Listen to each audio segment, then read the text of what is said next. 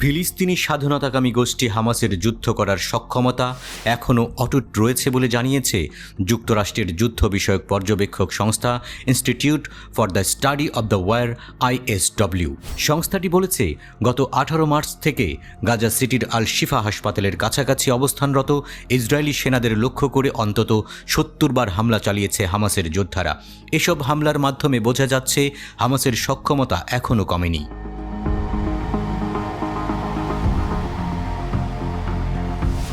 এদিকে ইরানের শীর্ষ নেতা আয়াতুল্লাহ আলী খামেনি বলেছেন, ফিলিস্তিনের প্রতিরোধ বাহিনী এবং গাজার জনগণ ইতিমধ্যেই ইসরায়েলের সাথে যুদ্ধে বিজয়ী এবং তাদের প্রতিরোধ একটি ঐশ্বরিক ঘটনা।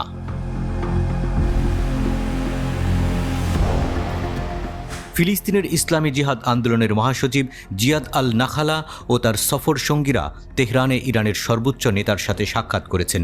আল নাখালাকে আয়াতুল্লাহ খামেনি বলেছেন, আল্লাহর রহমতে আপনারা গাজার জনগণের চূড়ান্ত বিজয় দেখতে পাবেন।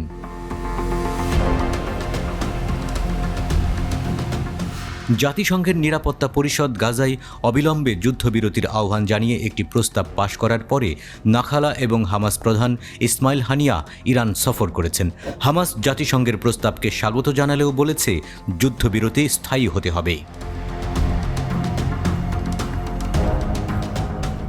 ইরানের সর্বোচ্চ নেতা বলেন, গত 6 মাসের যুদ্ধে গাজা তথা ফিলিস্তিনের জনগণ অত্যন্ত সম্মানজনক অবস্থান ও দৃঢ়তা এবং ইসরায়েলের নানা ব্যর্থতা এক ঐশী বিষয়। তিনি আরও বলেন, ইসরায়েল ফিলিস্তিনি নারী ও শিশুদের হত্যা করতে তার সমস্ত সামরিক সরঞ্জাম এবং বিশ্বের সকল জালিম শক্তির সমর্থন ও সহযোগিতাকে কাজে লাগাচ্ছে।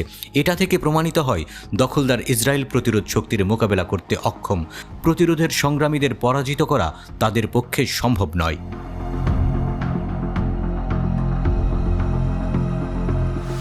নাখালা ফিলিস্তিনকে সমর্থন করার জন্য ইরানকে ধন্যবাদ জানান। তিনি ফিলিস্তিনের কট্টর সমর্থক ইরানের iconic commander brigadier general Qasem সোলাইমানের স্মৃতির প্রতি শ্রদ্ধা নিবেদন করেন। 7ম শতাব্দীর যুদ্ধের কথা উল্লেখ করেছেন ফিলিস্তিনের এই নেতা, যেখানে ইমাম হুসাইন আলাইহিস সালাম অত্যাচারী ইয়াজিদের বিরুদ্ধে ঐতিহাসিক যুদ্ধে শহীদ হয়েছিলেন। নাখালা বলেন, আজ গাজায় যা ঘটছে তা আসলে কারবালার ঘটনার পুনরাবৃত্তি।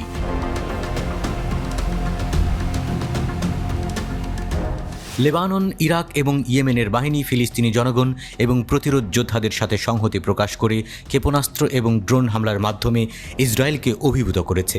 নাখালা বলেছেন, সকল কষ্ট ও ষড়যন্ত্র সত্ত্বেও গাজার জনগণ ও প্রতিরোধ বাহিনী যুক্তরাষ্ট্র ও ইহুদিবাদী শাসক ও তাদের সমর্থকদের পরিকল্পনাকে ব্যর্থ করতে সক্ষম হয়েছে।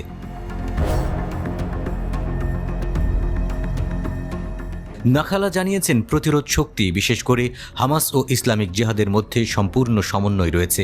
গাজার জনগণ এবং প্রতিরোধ বাহিনী চূড়ান্ত বিজয় না হওয়া পর্যন্ত দাঁড়াতে বদ্ধপরিকর, যা খুব অদূর ভবিষ্যতে অর্জিত হবে। গত 7 অক্টোবর হামাস ও ইসরায়েলের মধ্যে যুদ্ধ শুরু হয়। 6 মাসের বেশি সময় ধরে চলা এই যুদ্ধে প্রায় 33,000 ফিলিস্তিনি প্রাণ হারিয়েছেন, যাদের বেশিরভাগই নারী ও শিশু।